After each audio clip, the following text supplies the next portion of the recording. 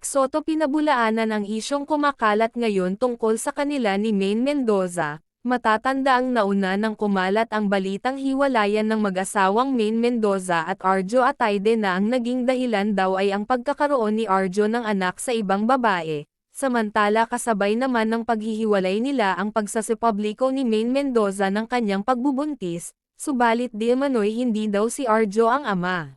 Kasabay din nito may isang blind item na lumabas sa isang website na isang host na nabuntis ng kanyang co-host na naging dahilan ng paghihiwalay ng mag-asawa, kaya agad na kumalat ang haka-haka na di umano'y si Bossing Vic at si Maine ang tinutukoy sa blind item na ito, subalit ayon naman sa nakalap naming balita, di umano'y nagsalita na daw si Vic Soto at pinabulaanan ang mga binibintang sa kanya.